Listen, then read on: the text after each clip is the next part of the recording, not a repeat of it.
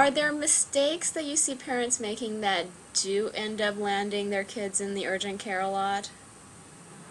Um, there are mistakes, and then there are some things that just basically sneak up on parents. There's some Mm-hmm. things they weren't aware of before, or a new environment. So some of the more common ones we see here are, since Las Vegas is a visitor town, we Yeah. get a lot of visitors here. People don't bring their rescue medications Hmm. with them when they visit, so they forget to bring the nebulizer or their albuterol HFA MDIs or the medicines that their children may need in case of emergency. They forget to pack them because the child looked well when they left, and yet they get here, and then all of a sudden they're having a problem. They don't have the tools that they need on Mm-hmm. hand. So that's one.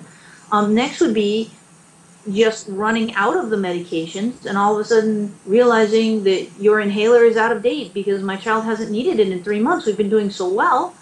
And then all of a Mm-hmm. sudden I need it and I don't have one. So making sure that all of your medications are on hand if you need them, making sure they're all in date, getting them refilled regularly. Another thing would be parents, their child does very well for a few months because they're on their controller medications and everything's going according to plan.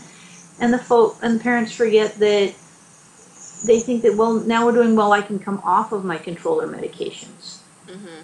When that happens, after a little while, the children then doesn't do well. So I would say that would be a common thing that comes here is, well, we went off of our controller medications and now we're having a problem. So that's another common thing that we see here a lot.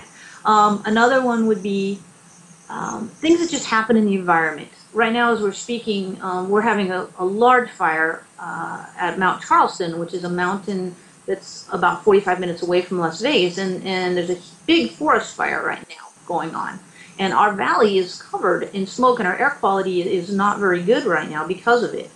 And yet, it's summer, and the Mm-hmm. children just out of school, and they really want to go outside and play and swim, and it's hot, and yet all of the children with asthmatic triggers and allergies Uh-huh. are now having difficulty. And so sometimes it's hard for parents to tell their child, no, you really should stay inside today because our air quality is so poor.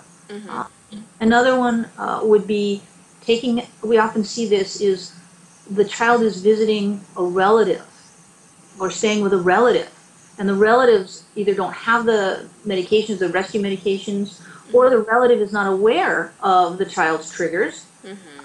and so takes the child to visit a petting zoo, say, or has a dog that the child would be allergic to, or the relative perhaps smokes quite a bit, or the friend smokes quite a bit in the house, and all of these triggers that they're not aware of because they're not used to taking care of the child will exacerbate the child's asthma. So these are some common reasons why children would be brought here having difficulties with their asthma.